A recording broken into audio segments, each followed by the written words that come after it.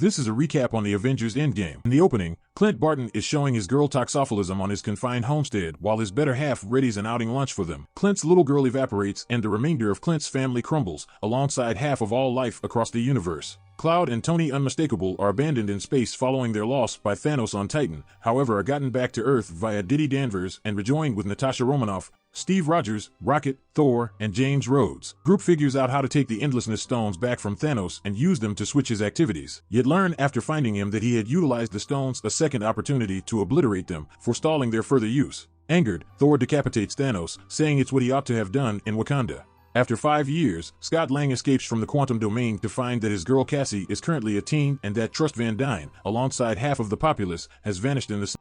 While Romanoff is eagerly overseeing both Earth and the remainder of the universe with the assistance of Rhodes, Danvers, Okoye, Rocket, and Cloud. Lang goes to Romanoff and Rogers and makes sense of that while 5 years had passed for them, just 5 hours had passed for him in the quantum domain and that time extends much distinctively there. The three go to Distinct, who is currently bringing up a youngster with Pepper Pot, and make sense of their hypothesis that the quantum domain can be utilized to travel once more into the past and take the Limitlessness Stones before Thanos can gather them. Unmistakable at first eyeballs their proposition with worry about gambling with his family and the harmony he has found. Yet subsequent to reflecting upon the deficiency of Peter Parker chooses to test hypothetical models that would work with Lang's quantum burrow, in the end tracking down one that works. With Distinct now ready, the leftover Vindicators set off to reassemble their group. Bruce Pennant has now embraced the mask as a piece of him. Romanoff, in the wake of hearing reports from Rhodes of a professional killer that works with comparable techniques to Barton, passes on to track down him. Natasha tracks down him in Japan and after some persuading, he consents to rejoin the group to attempt to bring his family back. Flag and Rocket go to the modest community of New Asgard, where Valkyrie and the last overcomers of Asgard have settled. They there find Thor, who has become overpowered by responsibility over neglecting to kill Thanos in Wakanda. Thor has become overweight, his hair and facial hair are congested, and he invests his free energy eating unhealthy food, and Obvious set out to recover the time, psyche, and space stones during the Clash of New York in 2012. Standard goes to the Sanctum Sanctorum, where he is educated by the antiquated one that requiring some investment stone from her course of events would forestall Stephen Peculiar's future endeavors to prevent Caecilius from annihilating. Nonetheless, when Pennant tells her that Bizarre surrendered the Time Stone enthusiastically to Thanos, she permits Flag to make them infer. Weird had expected for a particular grouping of occasions to happen for Thanos to be crushed. Standard likewise guarantees the stone's revisitation of their appropriate courses of events to forestall any evil impacts. Lang and Unmistakable endeavor to take the Space Stone after the Justice Fighters seize it from Loki. Lang gives Distinct's previous self a gentle heart failure by pulling a circuit in his fake heart, while Obvious takes the satchel lodging the Tesseract when no one is looking. Loki then takes the Space Stone and uses it to get away from Care. Rogers prevails with regards to taking the Psyche Stone from covert Hydra specialists, yet finds his previous self, who botches him for a hidden Loki. Subsequent to overcoming past Steve, Rogers gets back together with Distinct and Lang, who presently should sort out one more method for getting the Space Stone without running out of the restricted inventory of PIM particles that permit them to go through the quantum domain. Lang gets back to the present with the Brainstone while Rogers and Unmistakable devise an arrangement to take the Space Stone from a U.S. armed force establishment during the 1970s. While there, Rogers cites Peggy Carter and Obvious has a significant discussion with his dad Howard. Rocket and Thor travel to Asgard to recover the Truth Stone before in Asgard. Thor is reminded that his mom, Frigga, would bite the dust soon and gets an opportunity experience with her while Rocket takes the Ether, the disintegrated form of the Truth Stone. Cloud and Rhodes travel to Morag to take the Power Stone before Peter Plume does.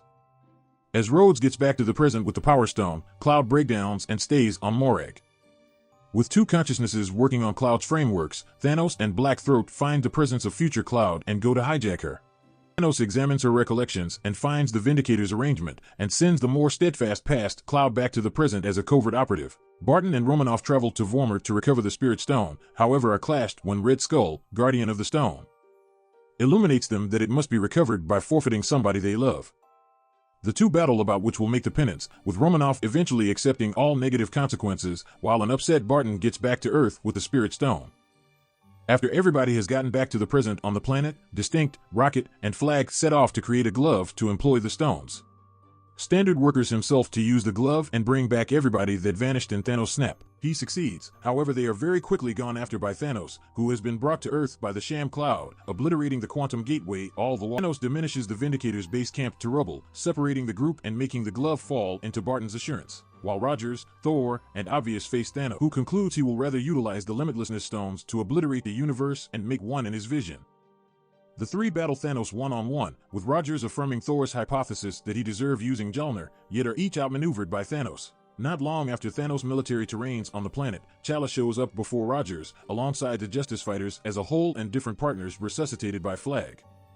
Prior to sending off an attack on Thanos and his military.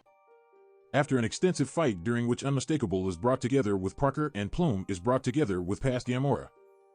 Thanos grapples with various Vindicators for the Boundlessness Stones. At the point when he's limited by Wanda Maximoff's energy, Thanos orders Glaive to have his boat fire different energy impacts, almost annihilating the Vindicators' endeavors. Chief Wonder returns, taking out Thanos' boat while battling for control of the glove. Utilizing the nanotech from the new glove, Obvious moves the Boundlessness Stones from Thanos' hand to his own and utilizes them to transform Thanos and his whole armed force into debris. Victoriously expressing, "I'm Iron Man." Parker and Potts console Unmistakable as he bites the dust from openness to the stone's radiation. Thor makes Valkyrie the sovereign of Asgard and joins the gatekeepers of the cosmic system to track down his actual reason. Liberated from the weight of eminence and authority without precedent for his life.